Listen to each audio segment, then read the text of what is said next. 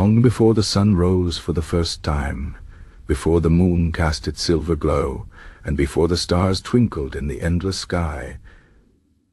There was only darkness, but this darkness was not empty.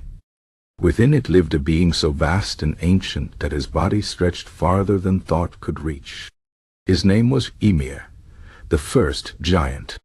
Ymir was not like the creatures we know today. He was made of ice and fire, of storm and silence. From his body, rivers of sweat flowed, and from his breath winds howled across the void. He was the beginning and the end, until the day the world was born from his sacrifice. In the emptiness, Ymir slept, but as he dreamed, something stirred within him.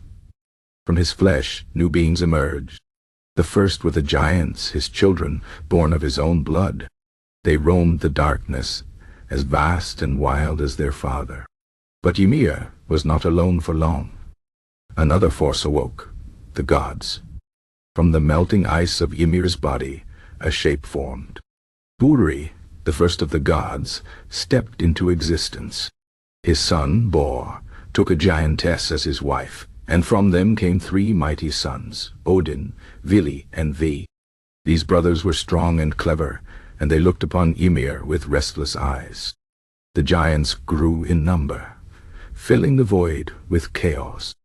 The gods knew that if nothing changed, the darkness would remain forever. So Odin, the wisest of the brothers, spoke. "We must make a world," he said.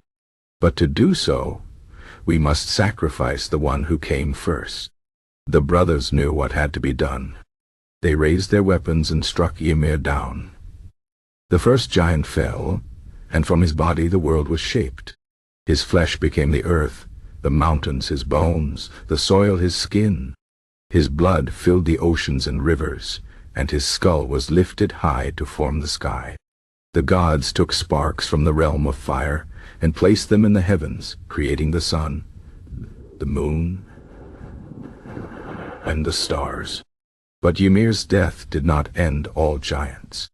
Some survived, fleeing to the edges of the world. They carried a deep hatred for the gods, and from that day forward, giants and gods were enemies. Yet without Ymir's sacrifice, there would be no world, no forests, no seas, no life. The gods walked upon the new earth and saw that it was good, but it was empty. So Odin and his brothers took 2 trees, an ash and an elm, and from them shaped the first man and woman. They breathed life into them, gave them minds and souls, and named them Ask and Embla. These 2 would become the parents of all humankind. As the ages passed, the world grew. The gods built their halls in the sky, and the giants plotted in the shadows. But Ymir's body remained, the foundation of all things. Even in death, he gave life. The soil nourished the plants, the rivers quenched the thirst of animals, and the sky sheltered every living creature. And so, the world was born from sacrifice. Ymir's body became the land we walk upon, his blood the waters we drink, and his bones the stones beneath our feet. Though his name faded from memory, his gift endured. Every sunrise, every whisper of the wind, every crashing wave, all are echoes of the first giant's death and the birth of the world.